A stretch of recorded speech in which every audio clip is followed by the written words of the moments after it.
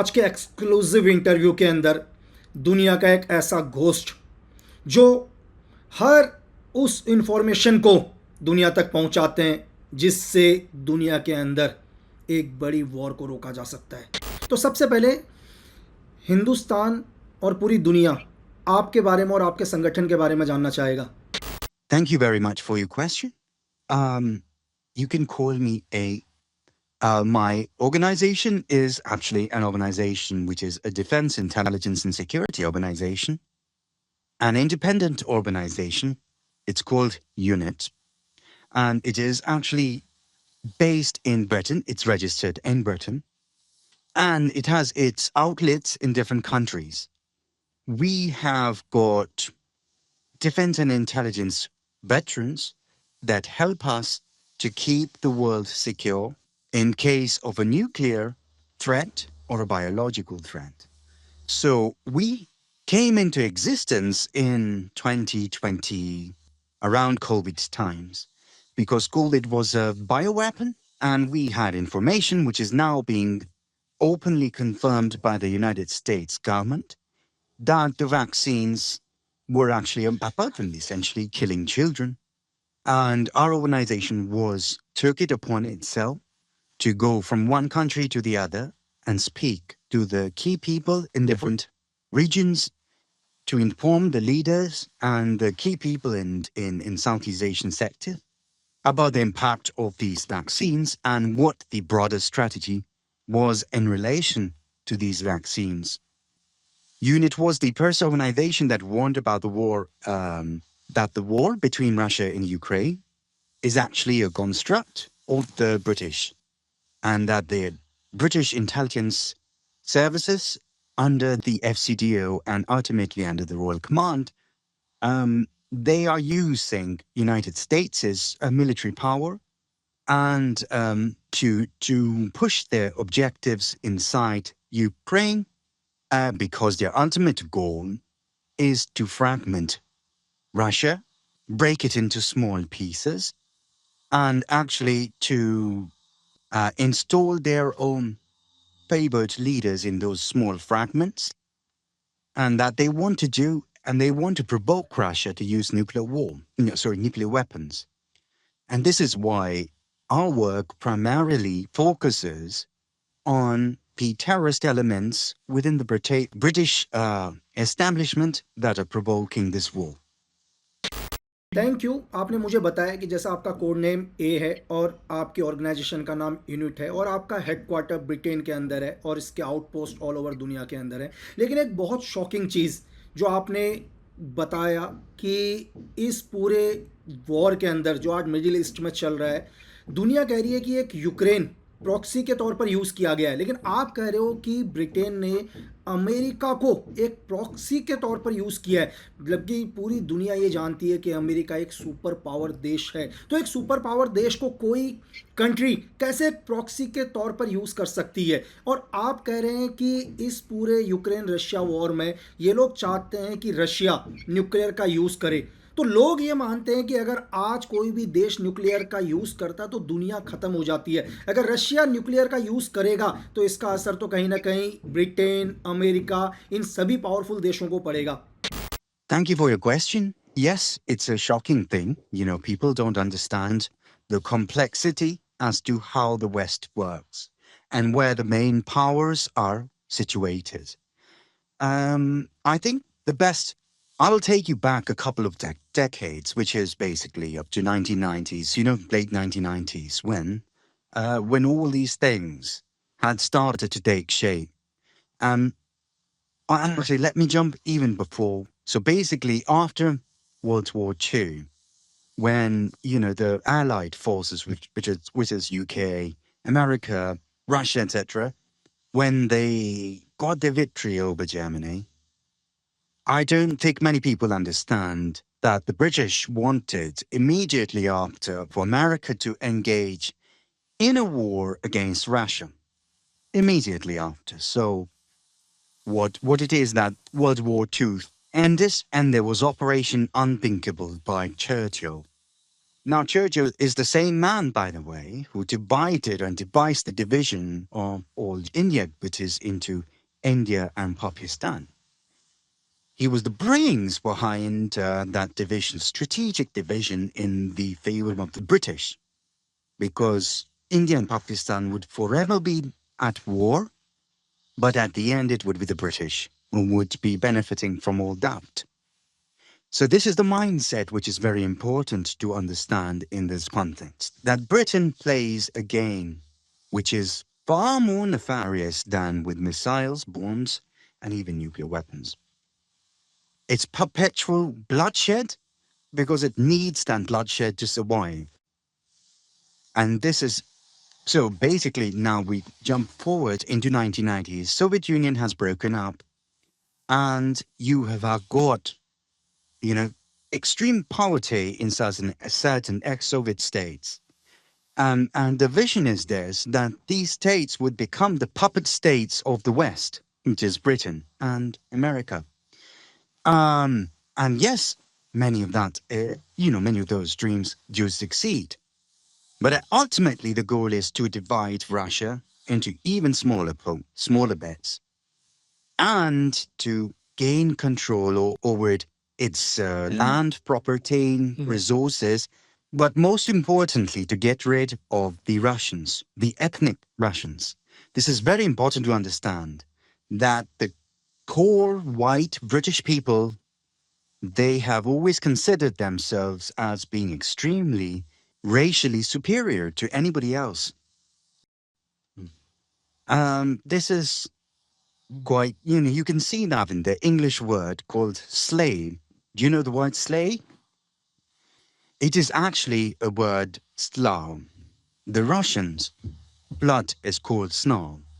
Slave, so they want the Russians to be their slave, and they want to remove the Russians from the face of the earth. But they can't appear to be the Nazis or fascists. So what do they need?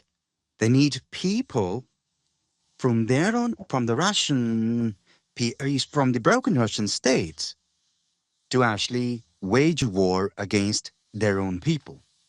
Very much so like in India, the East India Company ruled over the Indians with an Indian people serving the British army. So this is the game of British. This is a game. They use the Russians to wage a war against the Russians, but they need the money for this war to go on.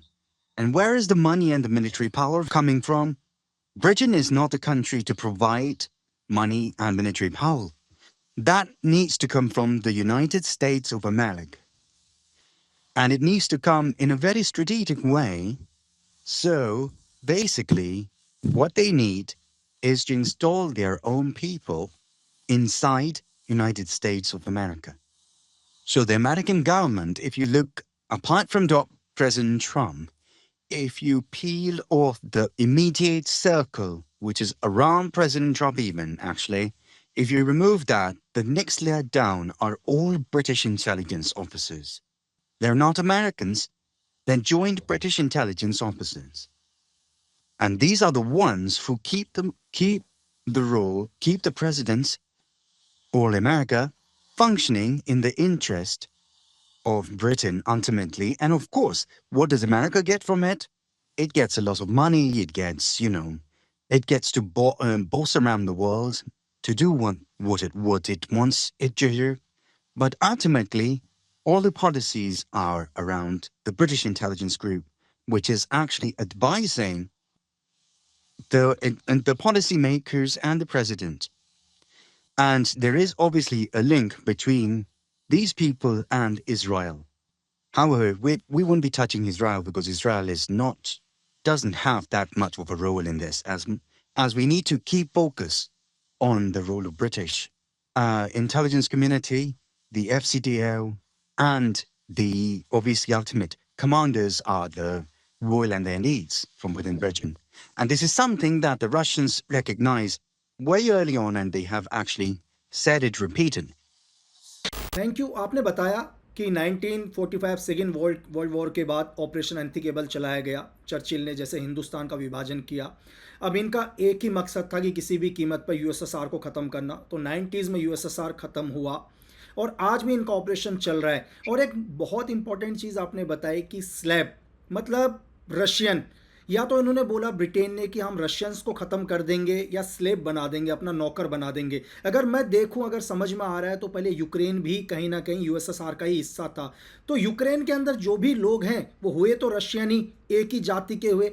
तो आपने बोला कि Britain का सबसे बड़ा दिमाग है कि इनको आपस में ही ख़त्म करवा देना, क्योंकि दोनों के जो पूर्वज हैं वो रशियन ही हैं। या तो सारे रशियन मारे जाएंगे, अगर जो बच गए वो एक स्लेब के रूप पर काम करेंगे। और आपने इसमें बोला कि यूएसए के प्रेसिडेंट के इनर में जितने भी लोग होंगे वो ज़्यादातर ब्रिटिश ऑफिसर ही होंगे, चाहे वो किसी भी तरीके से अमेरिका को अपने साथ लेकर आ रहा हूँ, या वो ब्रिटिश इंटेलिजेंट ही जानती है कि यूएसए इन्हें क्यों सपोर्ट कर रहा है। और एक सबसे इंपॉर्टेंट चीज़ कि आज दुनिया के अंदर, पूरे एशिया के अंदर, लोग सिर्फ सीआईए का नाम सुनते हैं, लोग मोसाद का नाम सुनते हैं, कभी कभी लोग आईएसआई को भी सुन लेते हैं, लोग एमडब्ल्यूएस को सुन लेते हैं। लेकिन इस पूरी दुनिया में कहते हैं कि 1947 के बाद मुझे नहीं लगता कि किसी भी आदमी को MI6 के ऑपरेशन पता होंगे। क्या सच में दुनिया में वही चल रहा है जो दिखाई दे रहा है, या इस पूरे वॉर गेम के पीछे कहीं ना कहीं MI6 का बहुत बड़ा रोल है? Thank you for your question. Yes, certainly I would emphasize that people start rethinking the strategy that the British have actually employed right for many decades and centuries even. You see, the best example is that the revolutions in France and Russia actually killed off the monarchy. But people not need to understand how did the British monarchy actually survive. It survived because it took a backseat from the public realm. But that is only because of the risk that the public was getting to know what the monarchy was doing.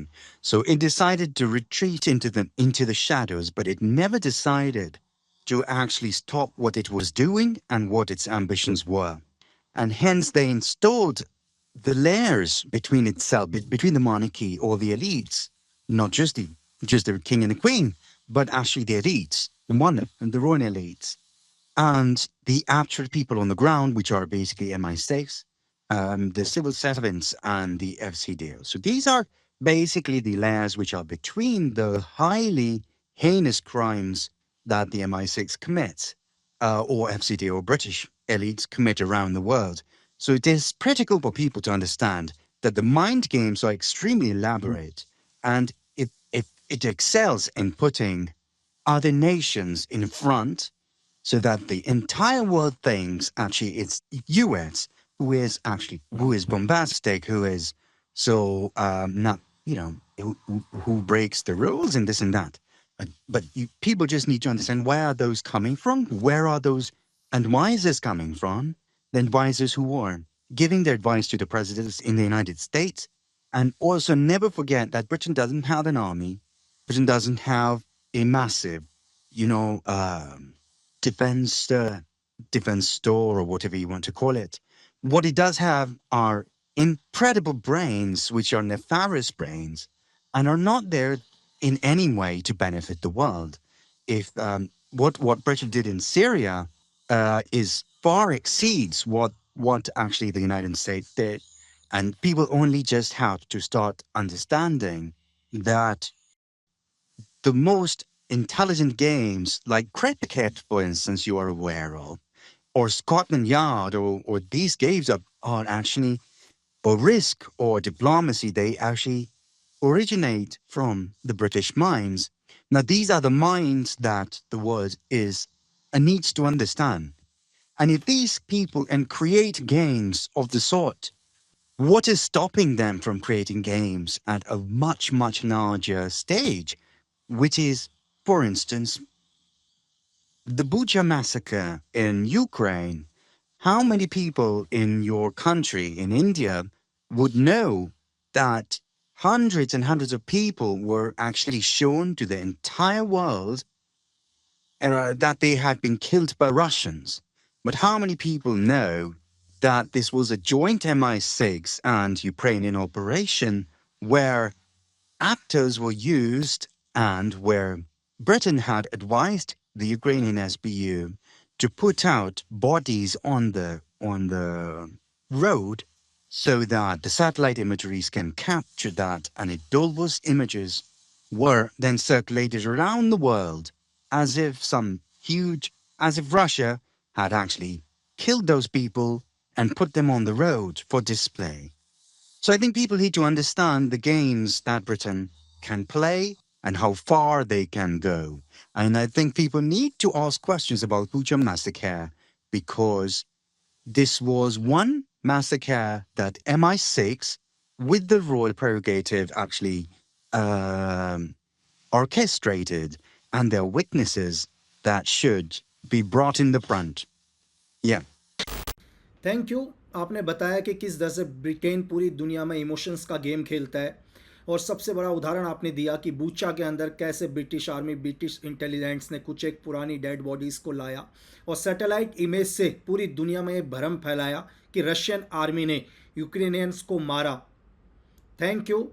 और आपने जो भी share किया, मैं पूरी कोशिश करूंगा कि इसे सारी दुनिया तक पहुंचाएं, हर लोग इसे सुने और दुनिया को समझ में आए कि रॉयल फैमिली पूरी दुनिया के अंदर किस तरह से एक साइकोलॉजिकल गेम, एक वॉर कराता है। Thank you. जय हिंद।